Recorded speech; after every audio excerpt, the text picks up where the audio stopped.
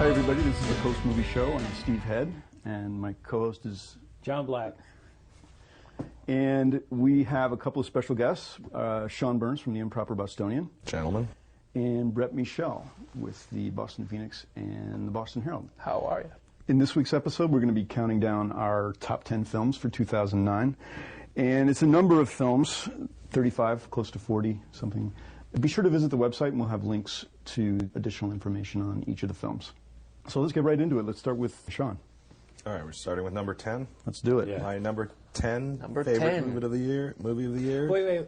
We'll go. Oh yeah, you know what? Actually, can we step back because John had a good point. I just wanted the whole compiling thing, the whole criteria. What's our criteria for what a top 10? You know, what makes your top 10 list? Because I think we obviously have different tastes in movies. Mm-hmm. We'll all agree to that, and people will learn that as they hear us go through these lists. Oh yes. But I'm just wondering, what was your criteria for putting a film on the list? You know, what made a movie a top 10? Well, for me, it was just films that I really enjoyed and I wanted people to see. You know, something I really wanted to recommend. Like, I know that Hurt Locker is widely considered a great film, but, you know, I thought, you know, there were other things that I wanted to tell people about besides The Hurt Locker. I mean, I digged it, and I love what Catherine Bigelow did, but, you know, there's a whole lot of other stuff going on that I wanted to put on the list. So it was a lot of adding and subtracting. And what about you guys? What makes you... I really enjoy arbitrary ranking. So that's sort of, and you know, you can obsess over, oh, this should be number 4, and what makes this better? And then I get frustrated with these because, like, a year later, they're completely outdated. I feel like you have different relationships with movies over time, and I look back at top 10 lists from like 5 years ago, and there's movies I don't even like anymore. So. My list is outdated. Even from last month. night to this morning, to be honest. But I think it's just that, for me, we see so many movies in a year. I don't think people say, oh, we've picked these 10, but they don't realize we've seen 300 movies. You know, those are assignments. Those are movies we had to review. We see movies all the time, so how do you pick? I think I've seen about 500 movies. Yeah. And my short list was about 40 films. So. And it's just a matter of, well, this, you know, I remember this one, or here's one I actually saw twice, or it's one I bought when it came out on DVD. I'm not going to argue the artistic merit of almost any of these choices. I just liked them. I liked them enough to either see them twice in theaters or get it on DVD or put it on a list. So I just wanted a little discussion about how it all works so people don't think we pull these completely out of our hats. Also, I think what you were saying before we started recording was it's not necessarily a top 10. Like, ordering these is like kind of so what. I mean, I didn't do that with mine. It was just more like, here's 10 terrific things I saw, at least that I thought were terrific. Oh, mine's a top 10. I could have switched out 5 with tomorrow. 7, you know, whatever. But ultimately, it results in a hello. Ooh, we have guest stars. Hi. No, this is life, baby. Oh, you know, I should say. Throw like a bag in front of the door or something. So. No, she just left. Yeah. We are recording this in the screening room of the Somerville Theater in Somerville, Massachusetts. So we're in a mini movie theater, so there will be an interruption, as there just was. All right, so, Sean, go ahead. Now that we've explained ourselves. I love the Smiths. Sorry? I said I love the Smiths. You've good taste in music. You like the Smiths? Yeah. To die by your side is such a heavenly way to die. I love them.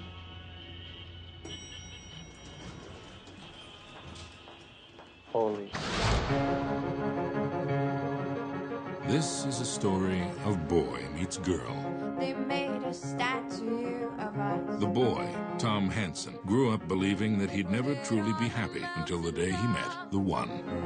The girl, Summer Finn, did not share this belief. You should know up front, this is not a love story.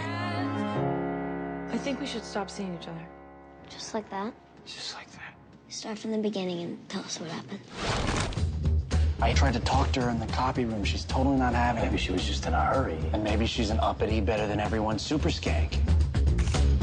In college, they called me perfectly adequate Hansen. They used to call me anal girl. I was very neat and organized. All right. right, my number 10 is John Black's favorite movie of the year. Yes. The Bad Lieutenant, Port of Call, New Orleans. I was quite conflicted about it. It's on my list, but not this list. Why, Sean? Man. Why? Because it's just complete mania. It's Nicolas Cage and Werner Herzog going insane.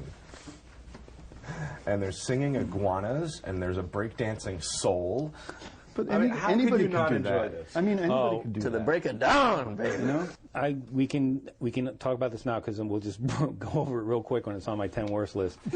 My whole point was this movie is outrageous, but I don't think it was intentionally outrageous. I think it's just really bad. How can that not be No, it's- intentionally... You've seen Herzog's films before. Yeah.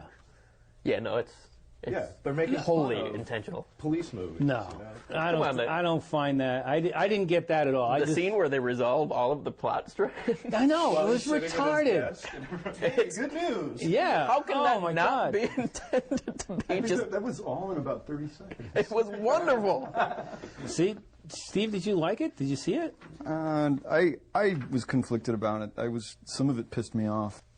I was uncomfortable with those iguanas, and I guess that was the effect he was going for. You know, I wasn't uncomfortable. I was Apparently we're annoyed. seeing a lot more How about- iguana stuff. How about the I guess POVs the of people the listening haven't seen the it. No, crops I've on the side of the road? I didn't put it on like my 10 worst. I just didn't Well, put it on my. There's a Top scene 20. where they're on a stakeout and they're waiting for outside a window, and you know when they're going to attack, and they're waiting for the SWAT team. And Nicolas Cage is hallucinating iguanas all over the place. And then the movie stops in the middle of the stakeout, and the iguanas sing "Release Me." And then when they finish the song, Cage says, "All right, let's go." Yeah, and that's good. That was good enough for it to be my number 10 choice as well. Wow. All right. All right. All right, we're just walking away. Walk away from No this one. further insight without. I mean, we just Werner Herzog. No, well, I think I had given up on Nicolas Cage years ago. I mean, probably ever Did since. you see Astro Boy? Sorry, I had to. It was a cheap shot, boy, or Knowing, or... Yeah, I mean, this was the Nicolas Like I said, Cage I I knew from the 80s, the Nicolas Cage who ate a cockroach in a movie. You know? Yeah. But- it took a Herzog to really get him to come back. Bring him back. Wasn't there anything that said that this might be just a jumble of directionless stuff? No. No, I think it was a very controlled piece of filmmaking. Very controlled. I guess I just didn't get that feeling at all. But you didn't have fun? No. It's the And most you know, it's fun I've fun. had at any movie this Well, year. that's the thing. When we were sitting at the screening, I could tell everyone but me was having fun, and I was just getting more and more angry at having to sit through this crap. Well, you know, at that point in the year, it was probably the worst projected film we had seen at a screening, and it still, despite the horrible presentation, it was about the most damn fun I had had sitting in the theater. Wow. Did you know what was going to happen next in any given scene? No, but it wasn't like I was waiting to see what would happen next either. I was just bored. When it was over, Dan Kimmel was like, "Well, you weren't bored, were you?" I was like, "Yeah." He calls an old lady the C word. How could you be bored? There's no point to it. What's the point to it? I don't know. All right, Steve, it's yours. You want to go? Now I'm afraid when I pull out some kind of weenie movie, it's going to be like, oh, you All like right. that? 500 Days of Summer. Joseph Gordon-Levitt, Joey Deschanel. I know it has a non-linear story structure that other people had problems with, and a trite ending, of course, but there was something really likable about it. That it had an energy. It was funny, and it had a very strong appeal among 20-somethings. But I really enjoyed, his homages, the way they did the voiceovers, the Ingmar Bergman references and stuff like that. I digged it. Where was that? Seventh Seal. They're playing chess, whatever. I don't remember. So that's one of those I thought movies. Fellini references too, but I think the appeal to 30-somethings was probably not as strong as to the 20-somethings. I think there were good moments in that, but that movie didn't have the courage of its convictions. Like, there was some stuff that was really cutting and that really hurt, and then you had these inane sitcom devices, like the wise little sister. Mm-hmm. And of course, and I like the idea that it was going for, sometimes, he's got to surrender this whole romantic notion of true love, and, it was all full of, it was all his own bullshit, and he has to grow up. And then he meets the perfect woman who conforms to every ideal. In the final reel. Well, my whole film, something like that, I walked down, I was like, you know? Didn't care. You know, the only thing I remember is having that Hall & Oates song stuck in my head for weeks. Well, that's the best. The scene, dance you know, sequence. He looks in the mirror and sees Han Solo. That was pretty sweet. That was pretty sweet. So it's kind of, in a way, it's made my top 10, but it's sort of also kind of a guilty pleasure. So, I mean, I'm fully aware of the flack that one would receive for promoting a film like that. And great soundtrack. And that's what puts a film on my 10 best list. The soundtrack? All right. Number 10, The Damned United. Anyone see it? Oh, yeah. And that's one of the reasons I wanted to talk about why we picked these things. I knew this is a story about this guy named Brian Clough, and he was in charge of the soccer team at Clough? C-L-O-U-G-H. Anyway, he was in charge of the Leeds United soccer team for 44 days. And I guess it's this big moment in soccer history. I know nothing about soccer history, but I walked out feeling good. I liked Michael Sheen's performance. Yes. Timothy Spall as well. Yes. They were both great. I just had fun seeing this movie. And, again, I liked it because it was something I knew nothing about, either about the movie or about what it was telling me about. I didn't walk out a bigger soccer fan.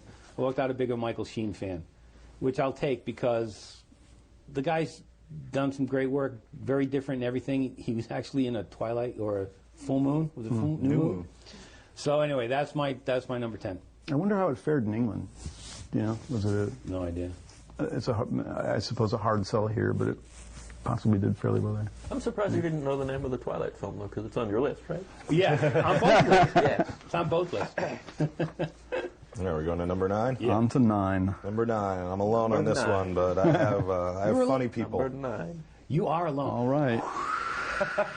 You're on the frozen tundra, my friend. No, I think Funny People, it's a very flawed movie, but I think it's really interesting, and it got actually really improved for me the second time I saw it. I think it's incredibly brave what he did. You know, you have this story where Adam Sandler's this sort of sellout, used to be a great comedian, and now makes terrible children's films.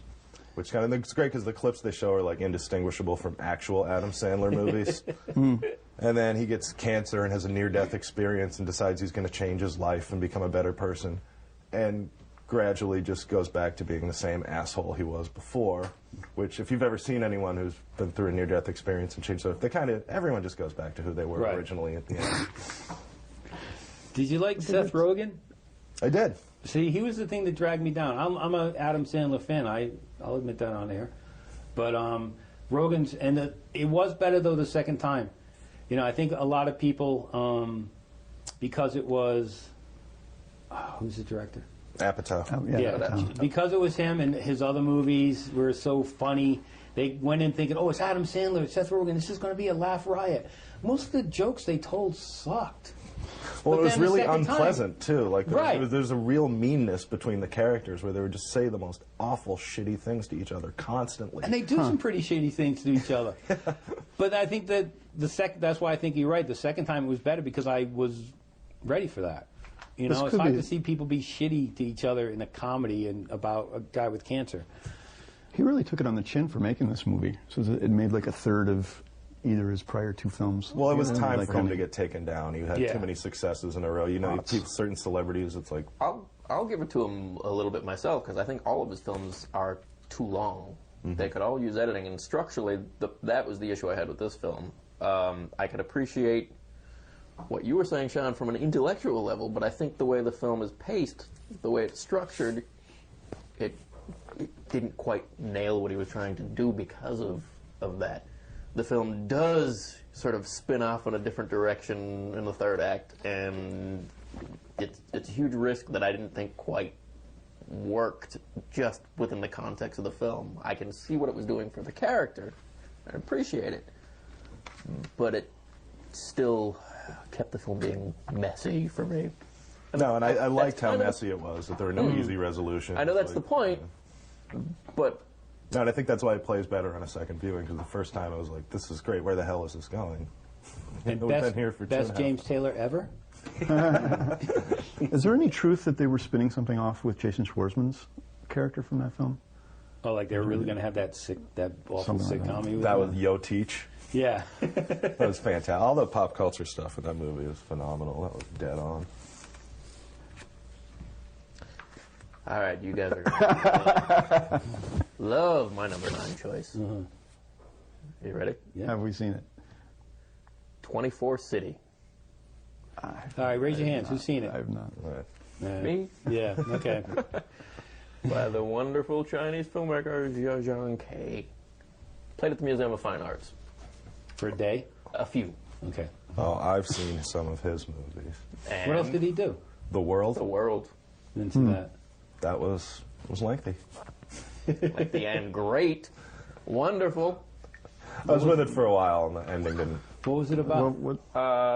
It's a mix of documentary elements and fictional documentary elements. In China, there's a factory that is being closed down, and it's been running for generations, and families have been working at this factory, and the filmmaker has interviewed the people who are all losing their jobs, and just their whole town is dependent on this factory. So these lives are just being thrown into disarray. And they have both a mix of real people who are being interviewed and actors, and one of the actors is played by Joan Chen, who other characters, they think she resembles the actress Joan Chen. So there's this whole meta element to that. Oh, like Julia Roberts in Ocean's 12. Yes, but it actually plays a bit better in this one. Joan Chen played Julia Roberts in Ocean's 12? But it's a spoiler alert! It's a really poetic film about changing times and loss, and it really stings and it's beautiful at the same time. You can probably seek it out on DVD if I've sold you. I know I haven't sold you, or probably even you. I'll give the guy another shot after The World. Who goes next? Is it Steve? 9. Not 9. No. No. Hump Day. Lynn Shelton's film. Hump Day. Oh, you got some splaining to do. Yeah. It was a humping good time. Really? Yeah, it was a hell of a lot of talking, though, but I was very impressed with it. As far as the, God forbid, You guys I are like use the reading ring. my worst list. I could have done with more humping, frankly. No, As far as being on that, okay, she calls it DIY, not mumblecore, but I thought it was terrific in a way, sort of commando filmmaking. And so Josh Leonard and Mark Duplass are the two guys that challenge each other to basically fuck, and it's art. You have to sort of qualify that last statement. No, I like it just the way it was. But then people will go by it and go, how can two guys who are best of friends be able to perform an act that has so much meaning put upon it, and It's have it for not a ruin their contest. lives? They're It's making for a video. Yeah, you have to explain that part, Steve. But shall I not give it away? It's the two egos that neither of these guys are going to back down on it, and it's interesting to see how the other characters in the film react to what they're trying to do, and whether they, it's a hell of a lot of talking, and they, try and write things a lot, but it was really well filmed, and they were entertaining characters, and she did a great job in 2 weeks of filming. If only it were filmed. Yeah. No, my problem. There you go. I've offered it up talking, now. though. Go for it. My problem with it was so you have the one was it Josh Leonard, he's like the bohemian cool, thinks he's Kerouac guy, and then Duplass. You're not so Kerouac. That's what. Yeah, well, and Duplass is like the suburbanite, and they say about 5 minutes in, you're not as Kerouac as you think, and I'm not as suburban as you think I am, and then they just repeat that in every scene over and over again. Yeah, they never show it, but they talk it out endlessly. And yeah. No, and I didn't buy their characters at all. I didn't think they worked. The only one I liked was the wife. Yeah. There was a semi-reality to this. I believed it. They weren't playing much beyond themselves, but it works for the film. Her film she made, was it 2 years ago? My Effortless Brilliance. I like that a lot better. It seemed to be the same story. It was these two old friends who'd grown apart. She does guy and then they get back romances. together again. And she just kind of keeps making Old Joy over and over again. But I was going to mention Old Joy, but Old Joy is a great film that I would put on the 10 best list, and I did put it on the 10 best list a couple of years back. But same director? No. No, but Old Joy is a very similar thing with the two friends who've drifted apart. And, except Old Joy was much better, I thought. Much better. Right. Well, I say see Hump Day. And I say, number 9, see Drag Me to Hell. I love Sam Raimi films, and I remember just sitting at the screening and howling with laughter, and it wasn't really scary, but it was gross and funny. I just had such a ball seeing it. And I went back to, I dragged my brother the next day, talk about hell. I dragged my brother and saw it again, had just as much fun. I've seen it on DVD. Highly entertaining. The only reason it's here because it was one of the most entertaining times I've had at a movie all year. So that's it. It's a whole movie about seeing That's how much enough to do gross, it. sticky stuff they can get in her mouth. I know. I know. Constantly eating slime. And and the old woman, with her teeth out, gum in her chin and stuff, and the kitty joke. It's funny though, if you get the DVD and you go for the extended version, I should explain. There's a joke about her. She has to sacrifice her kitten to break the spell about this creature that's going to drag her to hell. And in the uncut version, they show her killing the cat, brutally killing the cat, and it's so much better with the joke in the original that there's when she's walking around saying kitty kitty and she's burying it in the backyard. Anyway, that's the only reason it's there is I had a hugely entertaining time. As did I. Wouldn't make my list. And I think compared to Raimi's pinnacle, we all know it's Evil Dead 2. Really? Yeah, I would think so. I wanted to have that level of fun, and I didn't quite get it. I think really I would have loved a balls-to-the-wall R-rated film. It's good that he got back to it in a way, though. And it was fun. It just didn't make in a PG-13 kind of way. Yeah. And there is kind of a lull in the movie, and then the ending really redeems it, I thought. Because I was like, from one point I was like, all right, I've had enough of this. And then that ending's so great. Excellent. All right, number 8. On the 8. Right, I have Fantastic Mr. Fox. Another book party? Oh. Whoa, I didn't see you sitting in the dark over there. Yeah, no, actually, there's a fire. I just got the call. They said maybe it's arson. I got to interview the marshal and see what's... Kylie, is he telling the truth?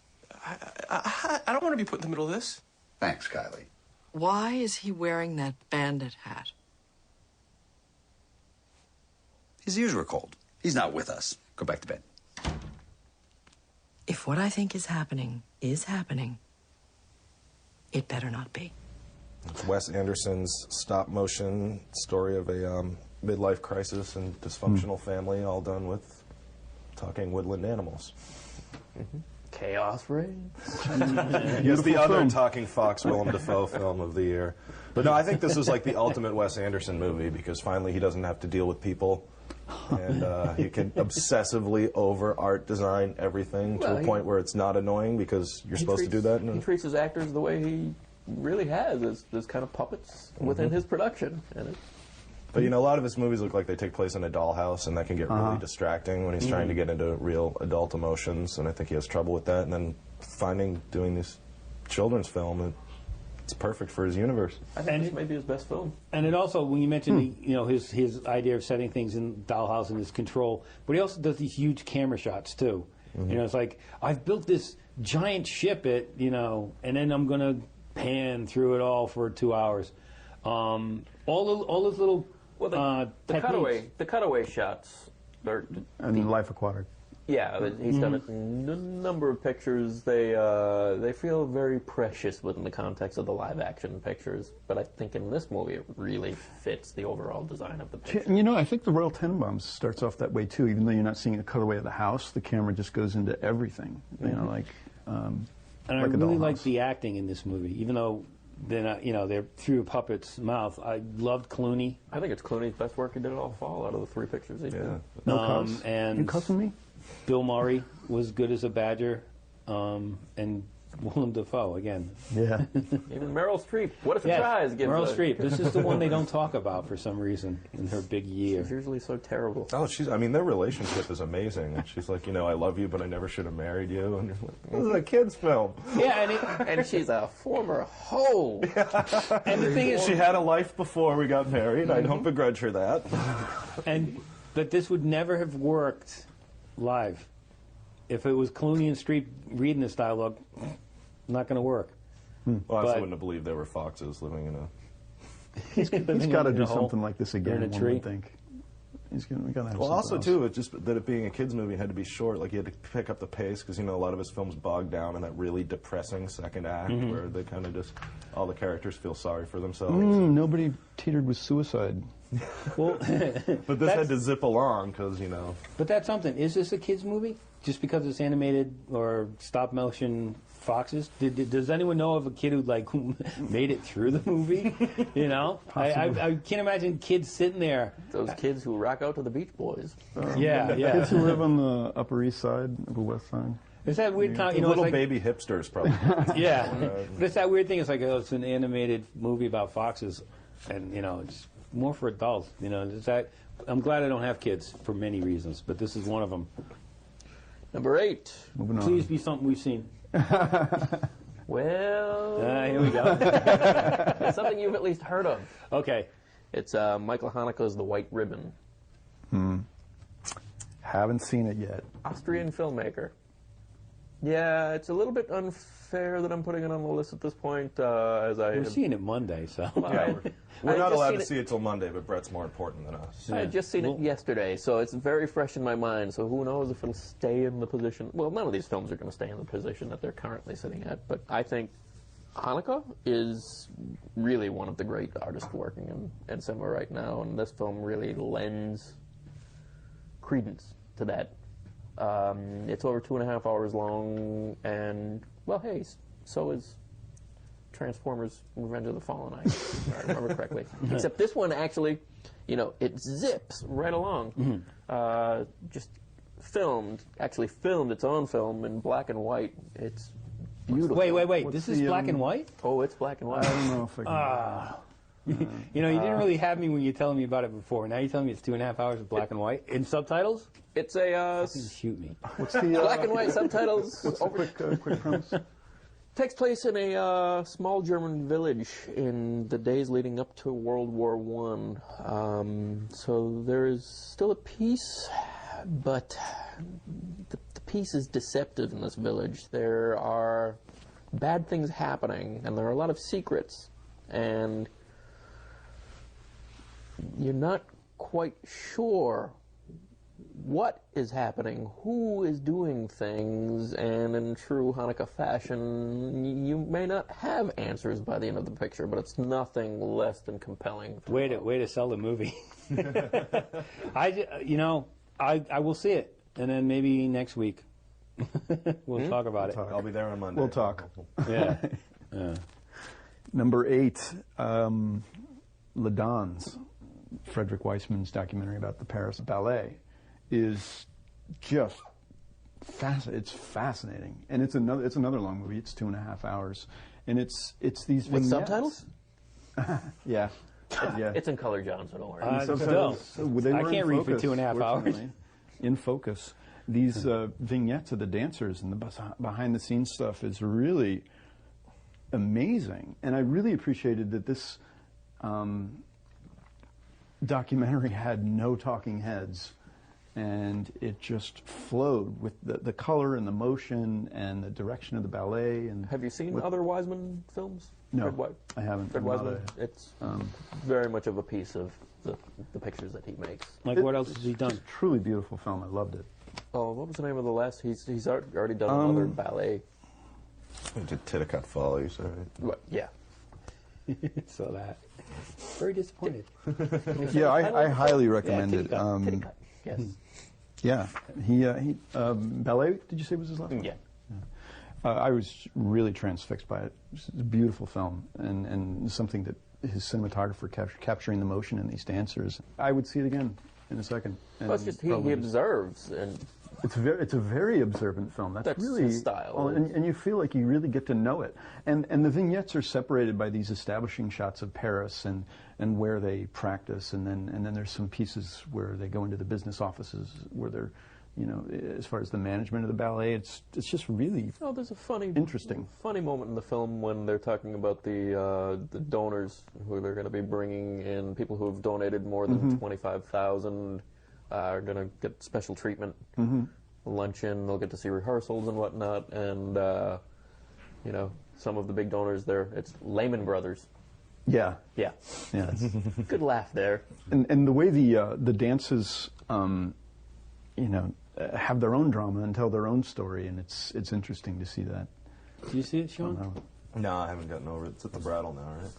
Gone. No. Oh, it's at the Coolidge. Oh, yes. I think Could play at your house for days. Terrific months. film. For a day, maybe. All right, for number 8, I've got a movie called Hunger, which is directed by Steve McQueen, not the Steve McQueen. Another this Steve one's McQueen. black. Yes, this one's black. So in case there was if there was a lineup, the other one's dead. Yeah, dead, black. You must be the director. It's a movie about the last 6 weeks of the hunger strike by Bobby Sands. I thought it was, and it's funny because I spent a year as the editor of the Irish Emigrant newspaper, so I had to learn. I didn't know much about Bobby Sands until I had that gig, and then it was like he'd come up in conversation, like, "Hey, how are you? Do you hear about Bobby Sands?" Like, so anyway, I loved the way the story was told. It was that balance of action and art. The guy had a great style, I thought, as a director. The lead performance by a guy named Michael Fassbender as Bobby Sands was very compelling. Could have actually this. He's the film critic in Inglourious Basterds. He is. Yes, he is. Huh. All right. That's what I heard. There's something I didn't know. But this is a movie, it's funny, this is one that could have used subtitles, because there's a scene, it's just Bobby and the priest talking, and until you get the rhythm of the speech, it's like, not getting it. But anyway, again, just had a ball seeing this movie. You had a ball? I had a ball seeing this movie. Is it on DVD? Yes, I walked out laughing. That Sands is a riot. No, I was devastated by the movie, Sean, but I enjoyed it. What a nice double feature with Drag Me to Hell. Yeah, well, in the Black household, yeah, but everything, the opening movie is always Drag Me to Hell, and then we say, oh, here's something that's 2.5 hours, black and white, and subtitled. Is it on DVD yet? Or I don't know if it's come out on DVD. It's one of those things with, I couldn't make it to the Kendall screening, so they gave me the screener. Yeah, I really wanted to I was trying to like it, but I thought it was so over-designed. Like, it was interfering with me getting emotionally involved, like every, he just over-directed it. I thought when the intricate smears of shit on the wall were so art-directed to me. It's sort of the Bronson effect, then? Yeah. I could never get into the actual movie. The one scene with him and the priest, that it's just a static shot of them talking for 10 minutes. Yeah. Then I was finally in the movie because it didn't feel like an art project. It was actually engaging with the characters. But I think that's what I guess it was like that first year art project, the kind I enjoy. Anyway, that's my number, what are we on, 8? On to 7. That was my number 8, 7, Sean. My number 7 is Where the Wild Things Are, another kids movie that's not really for kids. I'm Max. I'm an explorer. I travel by sea. I used to travel by air. Obviously, you have no home or family. Well, I have one of those, but... But you ate them all? No. I have no plans to eat anybody. You are now the king, and you will be a truly great king. Hey, King, what's your first order of business? It's the Wild Rumpista! Well, this is our family. I'm Ira. I put the holes in the trees. This is Judith. You don't really need to know me. Kind of a downer. I wish I could say it was for me, too, but I never connected No, I with thought it. it's a very polarizing movie. Oh, It just yeah. gets you emotionally, and it just, it's so... The movie's shot so subjectively from this kid's point of view, and basically, it's this child of divorce, and the kid's angry as hell, and you're watching his fantasy world, and it's really kind of upsetting and depressing. And for some reason, that really spoke to me. He really captured the whole childhood essence thing at the beginning, but then when they were trying to force the emotion 3/4 of the way through the movie, I just didn't believe the... I liked it until he went to the island and Tony Soprano was there. Sorry, just couldn't get over it. Couldn't get over that voice coming out of that giant See, costume. that's what I love, Visually because like, Tony stunning, Soprano though. was such a big baby, and every time this guy threw the really babyish fit, I was like, oh, Tony was a big baby. I just didn't reconcile it with the book that I knew and loved as a kid. Don't read books before you see movies. Yeah, but see, when I read that when I was a child, I didn't know I'd be seeing a movie many years later, and it's a different beast. And if it's very different, yeah. Right. And if you can let go of that notion, which I clearly That's why didn't. You shouldn't read. Just go to Yes, movies. I Don't come in never with all this read. baggage. Less baggage before the movie is a good thing. Right. My number 7 is Fantastic Mr. Fox. Hey. Malkin. So I think we've said enough on that one. Number 7, District 9. Now, to everyone's surprise, the ship didn't come to a stop over Manhattan or Washington or Chicago, but it instead coasted to a halt directly over the city of Johannesburg. The doors didn't open for 3 months. It just hovered there. Nobody could get in. And they eventually decided, after much deliberation, that the best thing to do would be to physically cut their way in.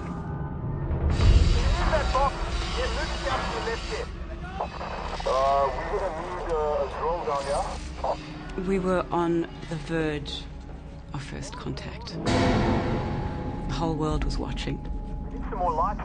Expecting, I don't know, music from heaven and bright shining lights. There's a lot of moisture in here. Good, just go slowly. Oh my God. Digged it a lot. The Peter Jackson produced, what's the fellow's name? Blomkamp? Neil Blomkamp. Terrific job. It was these animated semi-arachnid characters, the prawns, just unsettling and cool. In a way, there's sort of the Dances with Wolves thing happening with Shelto Copley as the bureaucrat who gets sort of immersed into the prawns world and sides with them. But it's just really cool, man. It's like a 10 on a 10 scale coolness, just the whole, latter half of the film. I don't know. I probably found it about maybe a 3 or 4 on a scale of 10 for ideas that had been completely thought through. I wouldn't. Some things I've read online are, they're about how this is the most revolutionary science fiction film, the best of the year, the best of the day. I don't agree with that. I just had a really good time watching it. If the spaceship ran out of gas, everything. How did it hover over the city for 30 years if they're out of gas? And what's with this black liquid that took 20 years to collect, and it's the be-all, end-all, it's the MacGuffin that will do everything just to keep the plot moving along. Was it the liquid form of the thing in Avatar? That unobtainium. Unobtainium. Yes. I liked it, but I just had fun at it. I really liked the first think half too much. hour when it was a comedy and it was a documentary, and then it just It became didn't have an a action movie. clear point of view. The point of view in the film just kept changing. And that really bugged me. It disturbed me. All right, number 7, World's Greatest Dad. Nice. It had Robin Williams finally acting, finally doing a great job. It was a story of it was just a father-son relationship that was just so wrong. I had a feeling that was But somehow I can understand that relationship. Oh, I think we all could. Daryl Sabara was the son, who you might remember from Spy Kids. And he's the most disturbed and disturbing young man. And every time he opened his mouth, it was just like, oh, I can't believe he said that. And I think telling too much about what happens in this just spoils the fun. And the thing is, when I saw it at the Independent Film Festival, and I was just roaring through the whole thing. And then I've seen it 2 or 3 times since, and it just gets better. Performances are better, story's better. Bobcat Goldthwait does a great job as a director.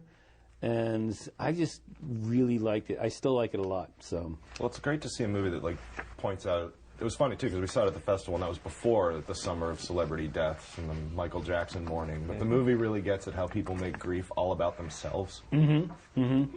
And, like, the narcissism of public grieving, like, it was really skewered. And that's why it cracked me up that the guy from Nirvana's in it. The bassist. Oh, Kirk. And just, yeah, just liked it a lot. And in case anyone's wondering, Robin Williams is still a very hairy, naked man. Yeah. Yeah. Yeah. Yeah, but it was hilarious when he does it. That doesn't get better on repeated viewings. So now we're on to number 6. Number 6. I have Two Lovers.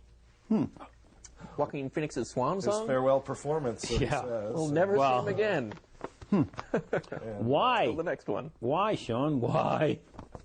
So, you have Joaquin, and he's torn between, he has, this perfect woman who his parents fix him up with, and he can have this sane and normal life with her, and then Gwyneth Paltrow, who's this drug-addicted train wreck that, of course, he's madly in love with, and she keeps appearing and disappearing and just ruining his life constantly. And the movie really got to me. Just the director, James Gray, has done these crime films, usually, that I don't think work at all.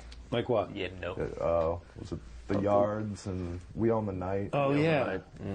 Yeah, and, he's got this real distinct, like, Antonioni kind of framing and pacing that does not work in the crime films. But I thought for a domestic drama, it just clicked. Like, this guy finally found his groove. And Joaquin, I hope it's not his last performance. I think we can probably assume it won't be. Because he's fantastic, and he's an excellent breakdancer, too. I don't remember breakdancing in this movie. I don't remember much besides a scene. I did not like this at all. But you don't remember rooftops? I remember a shot through a window. Old conversation? No. That's the thing is, to me it was just like blah blah blah blah blah blah blah blah. I felt nothing. So you're not big on My Dinner with Andre then? No, not really. but I don't think that what's the comparison between that and just the blah blah blah? You get it. No. He got more press out of his David Letterman appearance in the movie. Film. Yeah. No, but it is a good picture. Didn't quite make my list, but. And Gwyneth Paltrow is fantastic. Oh, unless we not forget the other female lead. Who is? Vanessa Shaw. Vanessa Shaw. What else has she been in? Oh boy, you gentlemen have seen Eyes Wide Shut. Yeah. And you've seen a lot of Vanessa Shaw. Okay. Great, now I got to watch that again. Thank God for the fast forward. Right. My number 6 is a really wonderful film. It's become quite a comforting movie for me to put in my VCR these days. I can't wait. VCR? I can't wait, yeah. What the hell is that? How about a DVD player? Have one of those laser discs? I do, but then not I put the movie. 8-track on and it's like stereo. It would be O Horton by Bent. Do we know how to pronounce this man's name? Hamer? Yeah. Can't help you there. Well, he's Norwegian and... He's the director, right? He is the director. Try to pronounce the actors. Who's the lead actor? Bard Oe. I have it on my list. I have it on my list. There's question marks next to how to pronounce these guys' names. It's a film that follows a few days in the life of a retiring train conductor. And it's got probably my favorite, or one of my favorite soundtracks of the year, because I've already established how much music will sell a picture for me. But just deadpan humor, and it's so effortlessly watchable. Played at the Kindle for like a week, I guess, or so. Sure. Here's the biggest surprise. It's on my list and it's higher up than his. I think. Thank you, sir. Good man. But it's in subtitles. It's in subtitles. But there's not a lot of dialogue in the picture.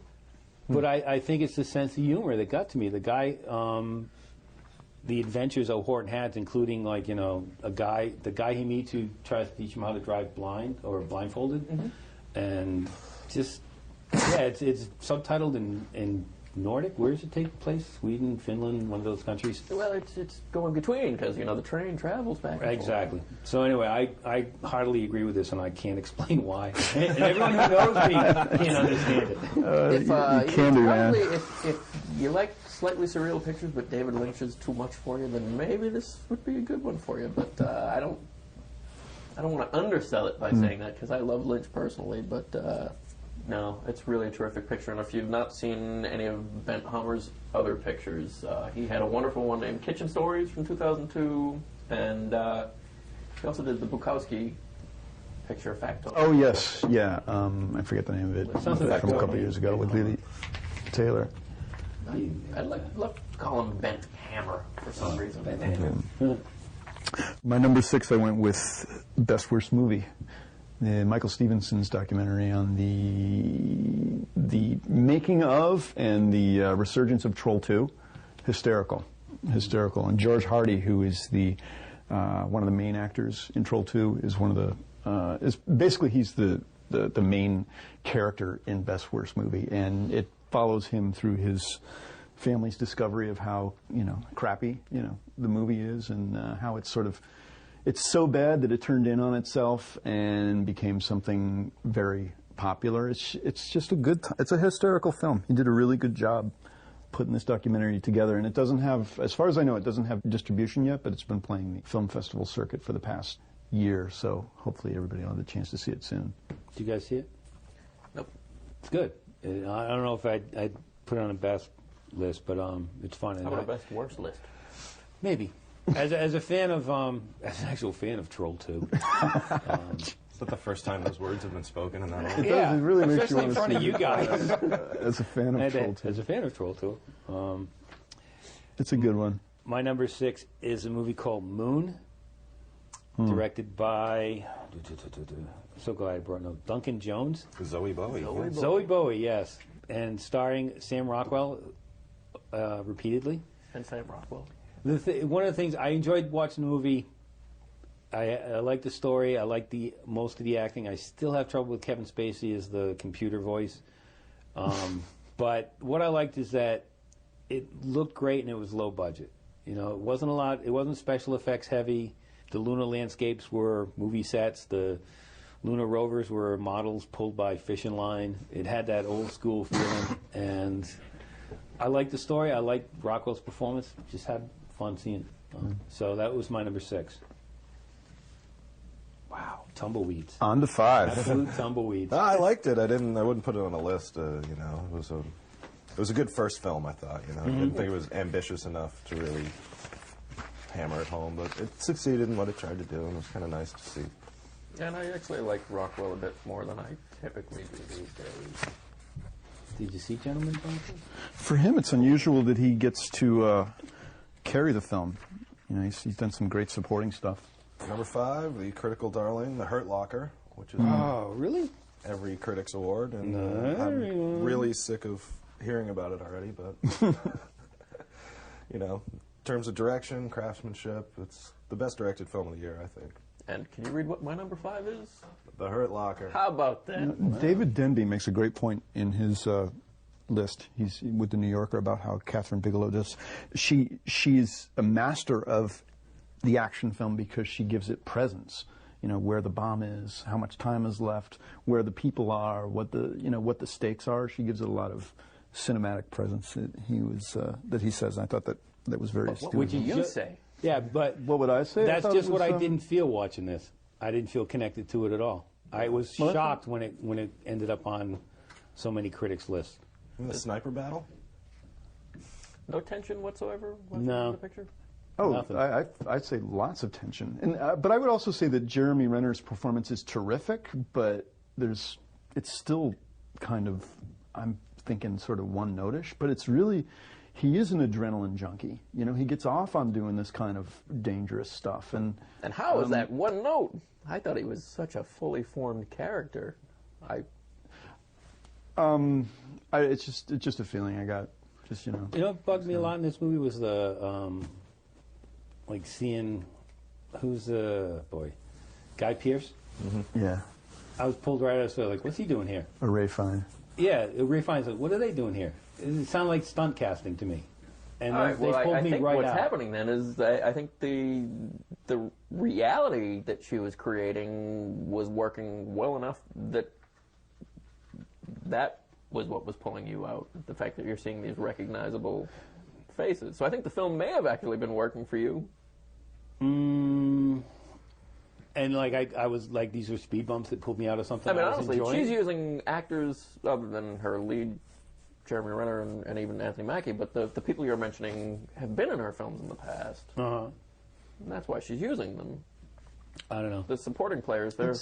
It's also a statement about the process of war, and it's a sad commentary. I mean, these things have to be done, and they're completely horrible, and the stakes are terrible. No, but it's more about it's also, this adrenaline junkie who can't really...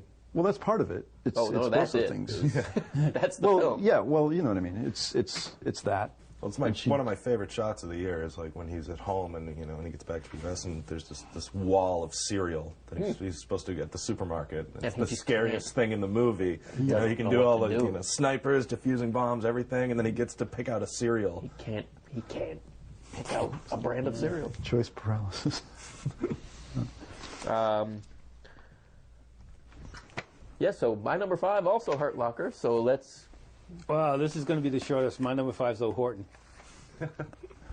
Really? Tell me about it. It's an Irish movie. This man O'Horton. Steve, did you have number 5? Yes, my number 5 is the Windmill movie. The what? The Windmill movie. Alexander Oak's film about Richard Rogers, Richard P. Rogers, who is a... And Hammerstein? No. Same name, different middle initial. He was a Harvard professor who yearned to be something like Steven Spielberg, yearned to make these great movies, and he basically documented large portions of his life from the late 60s all the way until the present. And his student, Alexander Oak, was employed by him in the last couple of years of his life to try and fashion something together. Wait, he died? Well, this is the premise of it. That to cobble together something out of this movie that he was trying to make, and it is this very self-aware look at his life that is really fascinating, really revealing, and it goes through the ups and downs and the major things that happen, the essentially traumatic relationship that he has with his mother. And all these interviews that have been done over the years, these confessionals that are fascinating and horrifying at the same time. Would you say it was all about his mother? No, it's all about Rogers because he's he's sort of a narcissist. He will always be a failure because he's always being judged because he was born into wealth. He seemed to be fighting daily against sort of judgments against him that he can never be anything. He can be really good at something, but he can never actually finish his film. And it's about not being able to finish a project that he had tried so very hard to do. And he had friends at Wallace Shawn who show up and kind of push the story along in a couple of spots. It's it's really that Michael Moore film. Yeah, I was just going to say. It's terrific. So there's no windmills in it. There is a windmill. It plays in towards the end of the film. Didn't see it. Yeah, didn't see that one. You mean the film or the windmill? Either. Okay. A little bit of Man of La Mancha worked in there, I guess. Oh, there we go. So we're number 4. I couldn't believe it when the bartender told me who you are. Why are you talking to me, man? Your father was captain of a starship for 12 minutes. He saved 800 lives, including yours. I dare you to do better. Enlist in Starfleet.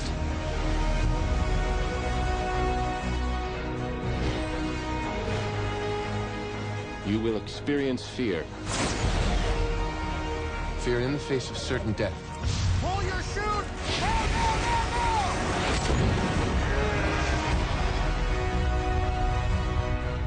We received a distress call. I've been waiting for this day my whole life. This day of reckoning.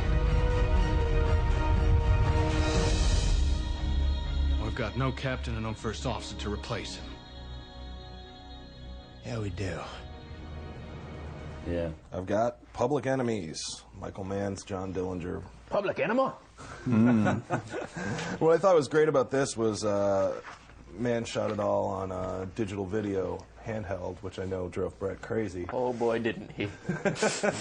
Where you have these, but I love, it was taking the gloss and the distance out of the period piece.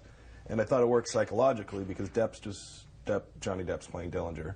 And he's gotten out of jail after 10 years, and the whole world's different. There's this new thing called the FBI, and they can use technology to track him down. So, you know, the handheld, disjointed, modern camera, I thought represented how he's seeing this alien world. Modern in the sense that I thought it looked like it could be on YouTube at certain. No, that's yeah. No, it was a very clear choice. Because I was reading a lot of, you know, again, you shouldn't read online, but everyone's like, they didn't know what they were doing. They couldn't, and it was, you know, they knew what they were doing, and it either worked for you or it didn't. And I thought it was a great choice. Well, I think that's a good point. It either worked for you or it didn't. And I think it really pleased fans of Michael Mann, for the most part. Although I kind of agree with it. It probably should have been a half hour shorter, but.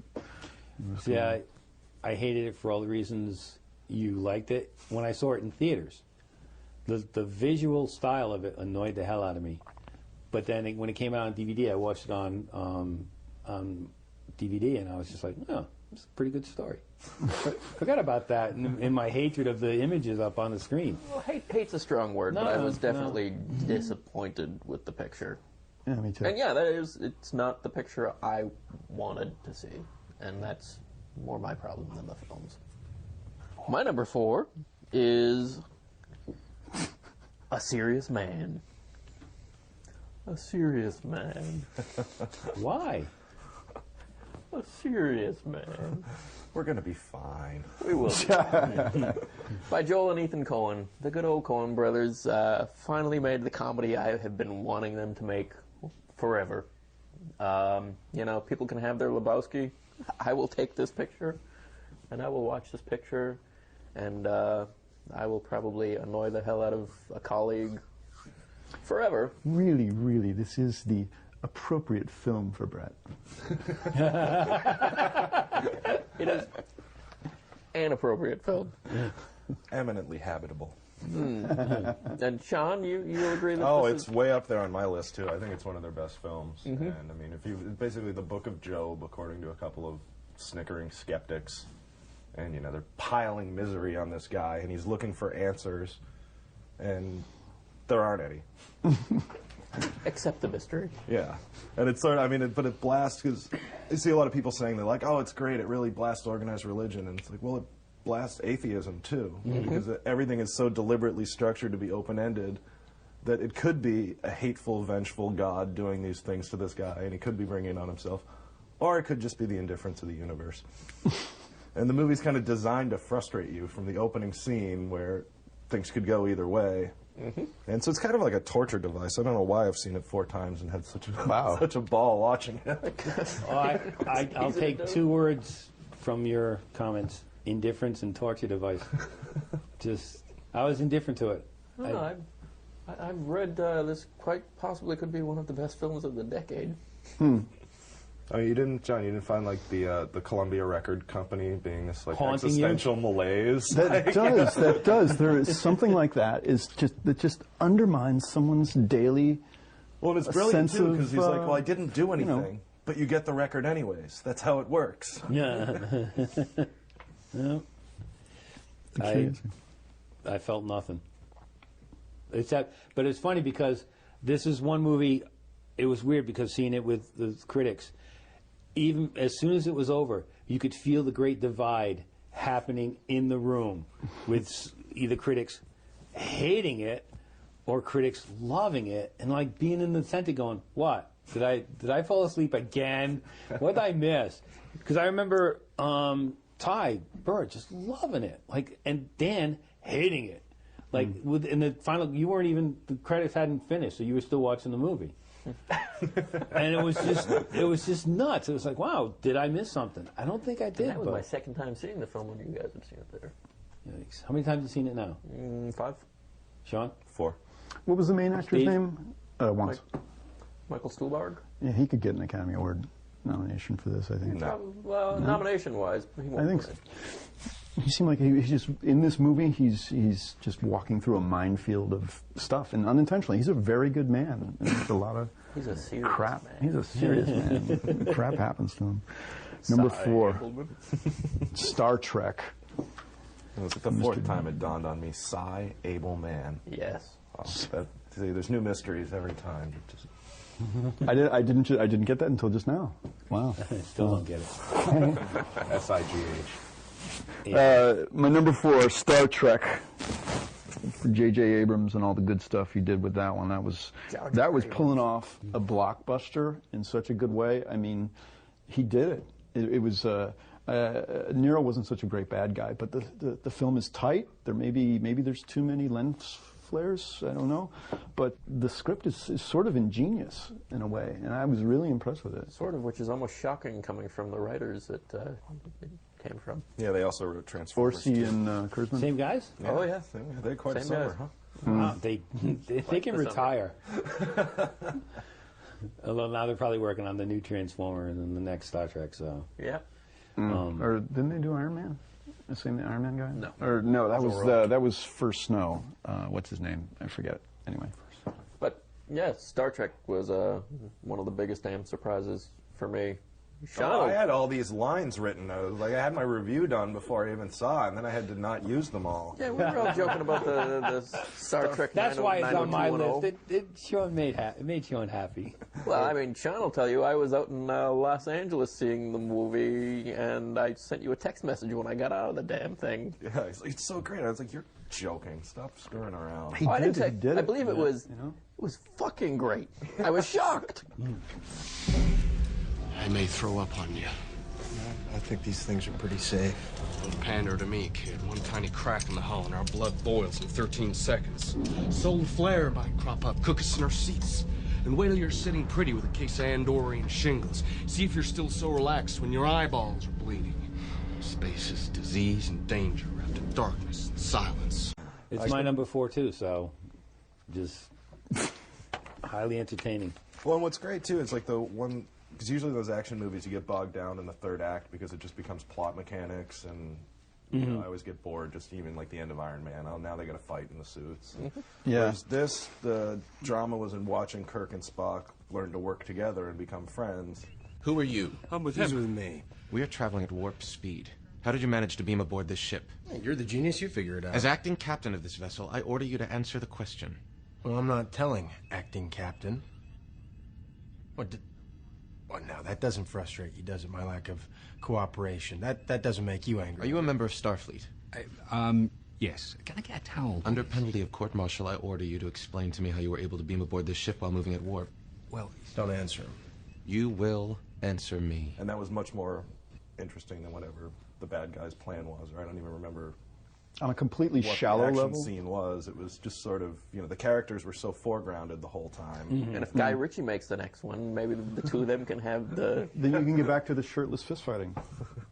Ooh, that sounds a little bit... That sounds like a different film. On a completely shallow level, I was pissed off by how late Scotty was introduced into the thing. But and beyond that, excellent film.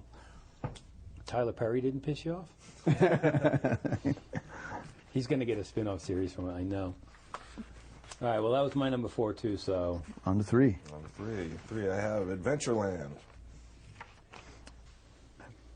On to number 3. Okay, my number 3 is Adventureland, which was really mismarketed as a teenage sex comedy. Boy, wasn't it. Completely mismarketed. When it's really, I think I put in my review that it was like if Francois Truffaut made a John Hughes film. Huh.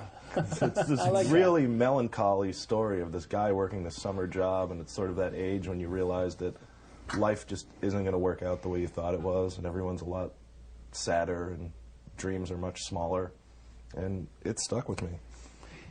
It is a different film. I mean, I think Miramax was somewhat devious with that marketing Well, it's directed by Greg Mottola, and he had just come off of Superbad, and people flocked to that film. So of course you're going to market Easy to that sell. same crowd. Easy sell, but it was something actually better than that. I was disappointed because of the marketing, because you had your preconception going in, but it's a fine film. It's a fine film, and it captures some of the 80s. And it actually tapped into some actual acting ability by Kristen Stewart that was with the relationship between recognizable. her and her parents. And Ryan Reynolds is good in it. Yes, he is. Yeah. That's how crazy this is. Yeah, but he's not playing the romantic lead. And the Hollywood is comedy focusing on him. centers around some guy punching another guy in the nuts, which is all I really. It drove me insane. One guy punches another guy in the nuts constantly. That's how I felt. I felt like this movie was punching me in the nuts. I didn't feel the sadness or the drama you found in it at all. Did you like hearing Rock Me Amadeus in a movie? No, I never do. No, I didn't get this sense that, of the big summer and all the things, the emotional. Are you games or rides, John? Games or rides? Pretty much games. Yeah, me too. Games. Rides. Rides. Well, my number 3 is a little film called Still Walking. Came out of Japan, a filmmaker named Hirokazu Koreeda. He did it to me again. I did indeed. Have you heard of Ozu? Yasujiro? No. Well, Koreeda's probably as close as you're going to get to an heir to that great master. And this is the film that has really tapped in closest to the, if not the style of Ozu, it definitely captures the mood. It's a nice family drama. I reviewed it twice. No. Why? I don't frequently get that opportunity. I had first written about it in a very short review when it played at the Independent Film Festival early in the year. And it was a case where I had to turn around 6 reviews in one day. And I gave the film a short shrift. I had given it 3.5 stars the first time out, and just the more the film stayed with me, it just grew in my memory. And that's one of the things the film deals with is memories. I asked when the film finally got a release some months later if I could review it again, and this time out I gave it the full 4 stars, and I just think it really is one of the best pictures of the year and one of the best pictures that Koreeda has done. It's a very quiet film. There's not a lot of action, John. It's okay. I'm not going to lie to you. I'm not going to go rent it, so. Right. It's sitting on my desk. Is it? Yes, I actually loaned it to him. Oh, okay. But emotionally, it'll put you through, not necessarily a ringer, but... Tumble dry. Yes! I'll watch it this week. That and No Horton are both sitting on my desk. I meant to watch them before I made my list. Offsetting Brett's number 3, mine is Black Dynamite. I love that movie. I loved it, man. Still haven't seen it.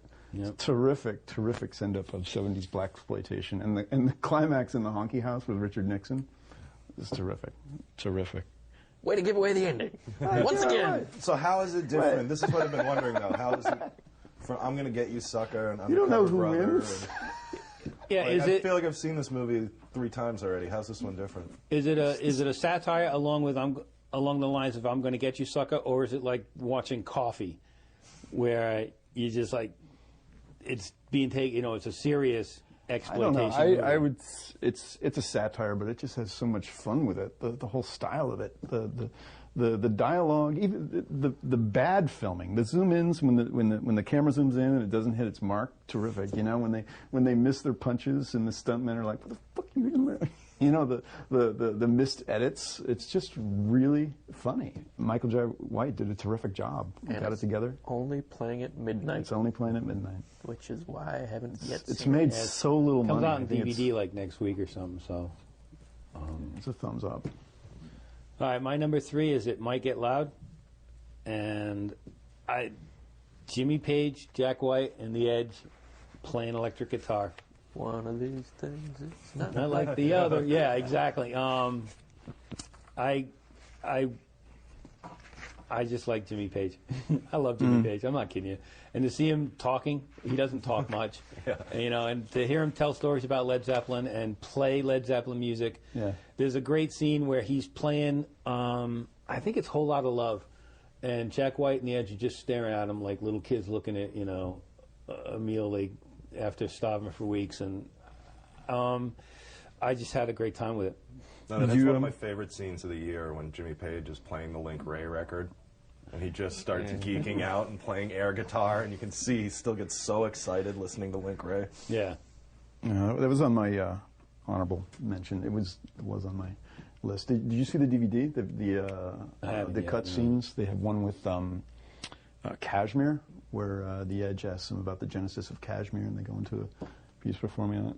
Very cool. Plus, he does this whole acoustics thing that they filmed in his, like a 5-minute acoustic piece that they filmed at Jimmy Page's house, I guess, which is also... I think if I get it on DVD, I'll skip a lot of The Edge. Although there is a great scene where, you know, The Edge is playing that trademark U2 sound, and he starts flipping switches off. And he's just like, ting, ting, ting, ting. This is what I'm playing, ting, ting, ting. And it's like, wow. Finally! I did have a problem with it. They kept cutting away in the middle of songs to interview stuff, and it was driving me nuts because I just wanted to watch these guys play the guitar, and it was one of that ADD filmmaking of like, oh no, you can't just sit and watch them play instruments. Now we have to have talking and show something else. What's the guy's name? He did the HBO Western. He was the director of it. Davis Guggenheim. Davis Guggenheim. It was really well paced. It might get loud. You know, then these two. Except when they cut away from the music mid-song. Yeah. And then if you had the pleasure of seeing it at the Boston Common, you would have experienced the warbling sound that was not really an effect of the film. You mean when the front speakers kind of go out and the back ones do? And that's when the Dolby track goes out of phase. But moving on. I watched it at the Embassy, and it sounded great. Oh, boy. My number 2 is Serious Man. Sweet. Heard about this movie. I'm told it's good. Serious Man. All right, Brett, what's your number 2? My number 2 is a film, again, I doubt any of you guys have seen. I want to see your passport. You may have heard of a filmmaker by the name of Ozu. No, not today. Why, someone else this year, actually made a full-fledged tribute. To Ozu? To Ozu. Wow. Frances Claire Denis made a really wonderful film called 30... John, well, maybe John, why don't you know this? The film is called 35 Shots of Rum. Well, what's it about? Surprisingly enough, it's a family drama, but it deals with people of color in France, dealing with them in a different way than a film like, say, Precious. Black Dynamite? It's the French Black Dynamite. No, it's a really lovely picture, and you're not sold, are you? No, but I am. This one I'll ask you for. All right. Well, the title alone should get you, I'm thinking. Yeah. Extraordinary woman, Greco. Just like you, Helen.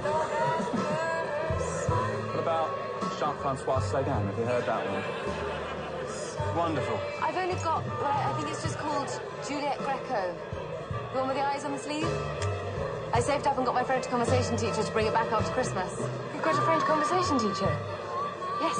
Is that why you suddenly speak French? For no reason? You never heard her sing? She's marvellous. You should see her in Paris, then, not here. David will take you. Number 2, I chose Lone Scherfig's in Education, which is a surprise to me, being a big, I guess, Nick Hornby fan, and him writing something like this that really captured me in the third act. It was Alfred Molina's performance that really held a lot of weight for me, and his relationship with his daughter, played by Carey Mulligan. Terrific film. Beautiful. I didn't think that Peter Sarsgaard could pull off what I was told he was going to be doing in this film. You know, this sort of a upper middle class British fellow, and he did. It was a terrific film. I did not like it. Did you not like it because Peter Scotchgard Peter Scotchgard annoys me?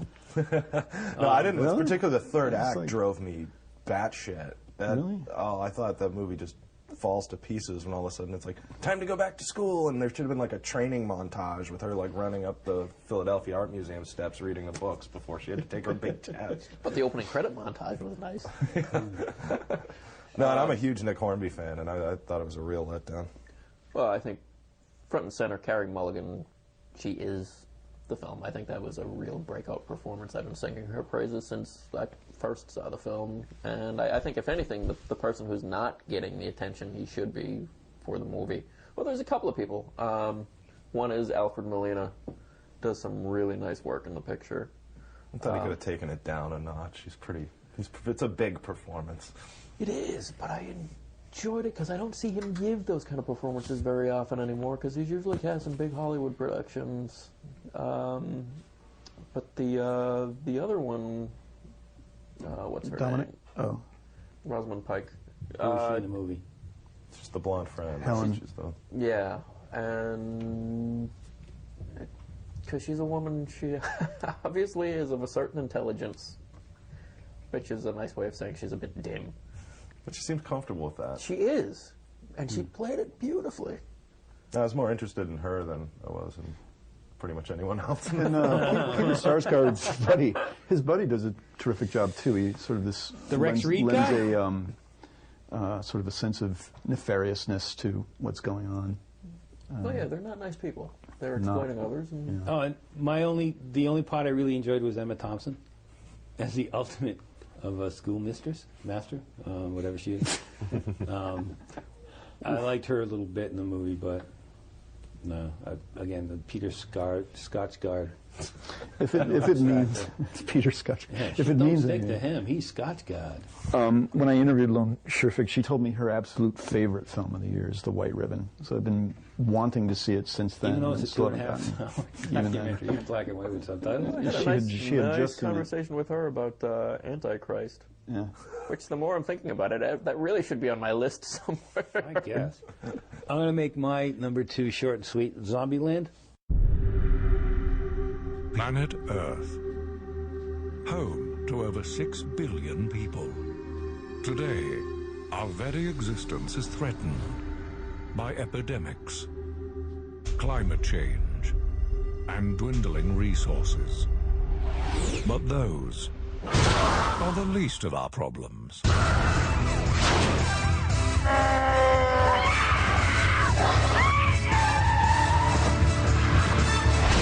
Welcome to Zombieland.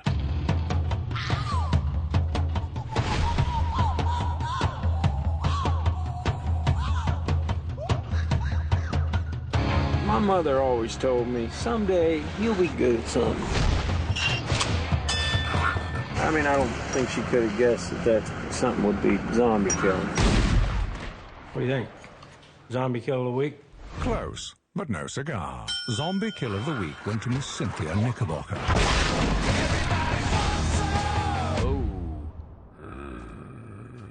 Well, these fellas really let themselves go.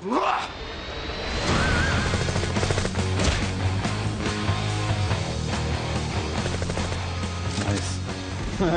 The sequel to Adventureland? Yes, it was. It was the sequel to Adventureland. You got Jesse Eisenberg. Yeah. He comes back. This time he blows up the amusement park. That's right. It's got zombie clowns. It's got a really fun guest appearance. Woody Harrelson being Woody instead of that messenger guy. Just, again, just because I like zombie movies and I thought this was a good one, so. Even though I thought the rules stuff was pretty good, but even though apparently he broke a couple of his rules or something, and, you know, I don't pay that much attention to movies, I guess. You know. You like Twinkies? Like what? Twinkies. No. Oh, okay. That's a name. Yeah. Well, I think we're losing energy here, guys. We should go on to number 1 real quick. All right, my number 1 is Up. Up! We all in, I'm on number 1 on that one, too. Uh-oh, Steve. Steve, 3 ups and, No, I went with Sin Nombre. Well, that's the way to bring the So let me get this straight. Up's not even on your list? It's on my honorable mention. I think Up is Pixar's It's a terrific film. Yeah, No, it didn't make my... I think it's the finest work they've done, and it wasn't even a question. I think even when I saw the film, which was back in May, it was probably May. Then I was hard pressed to think that any other film was going to come along and squirrel. Well, I think what's great is that first 10 minutes is such emotional devastation. You become so invested in these characters that they can go crazy with the talking dogs and the Goonie birds, and it's the most surreal, goofy, cartoonish movie. You know, where you have the house flying in balloons, and you're just so wrapped up in this guy and his journey because they've stabbed you in the heart over and over again. You know, and it's not just there's a scene, and I've seen it several times. It's kind of like My Serious Man. There's a scene where, and now I can't remember the guy's name. What's the old guy's name? Carl Fredricksen. Carl. When he's out defending getting the mail. The first time he goes out, after you've seen the montage of his life, and he's an old man now, and he goes out to get the mail, and he just puts his hand over the handprint, and you just kind of go, oh. Right, and that's like you feel it because that opening montage is probably single-handedly the best piece of just filmmaking, you know? I mean, sure, it's not it hasn't been shot, but has anyone done a better sequence than that opening sequence of the film this year or last year? I mean, it's... No. But Pixar has done those montages before. I didn't... Not to this level. Not to the level of Toy Story 2. I mean, this was masterful. I'm just saying. Certainly. And they are geniuses at montage, among other things. But this, And I love, before this movie opened, there were all those stories. Will America, go see an animated movie that stars a grumpy old man? And it's like, no, fuck you. Yes, we will. Like Grumpy Old Men, maybe? Yeah. Yeah. Old Men? So 3 out of 4 critics agree. And then there's Sin Nombre. Which I walked out of. Sin Nombre. I got 10 minutes in and said, not tonight. It's terrific. Terrific. Cary Fukunaga, his first feature. It's about this fellow by the name of El Casper. He's a teenager who's trying to escape these aggressive Mexican gangs, and they're trying to escape this life. And much of it takes place on top of a freight train heading to the Texas border. And these gang members are trying to track down El Casper, who has killed one of their main guys. Would that be the ghost? It's terrific. It's really well filmed. It's a great performance by Paulina Gaetan, the female lead. And I think we're going to be seeing some great stuff by Cary Fukunaga in the future. I think it's terrific job. I guess I'll give it another shot, because I'd just seen Hunger, and I was waiting to see Fast and Furious, and I had 2 hours to kill, and so I was like, oh, I'll watch Sin Nombre. And I have a personal pet peeve with, like, City of God and, like, these, like, MTV music videos for poverty. I've become that sort of, like, But it's not that movie. I thought it was good, and it takes what you didn't like about The Hunger, all that artsy-fartsy, and it's not there. It's a pretty straightforward story. I wouldn't call it one of my best, but I enjoyed it. It's pretty stripped down. I think it's a solid debut. The filmmaker, he's 31 years old. Yeah, I'd be more interested in seeing what he does now. But Up. I guess up is the word. Up is the word. Up. Up. Come on, guys. Up. All right. That is the show. So that's it for this episode of the Post Movie Show. Don't forget to visit the website for show notes at postmovie.wordpress.com. And if you have any questions, we do like to hear good things, but if you want to give us the bad, let us know how we're doing. Send us an email at postmovieshow@gmail.com. Until next week, I'm Steve Head. I'm John Black from Boston Event Guide. I'm Sean Burns from The Improper Bostonian. Squirrel! And I'm Brett Michel with the Boston Phoenix and the Boston Herald. So long. Bye-bye. Bye-bye. Please fade out.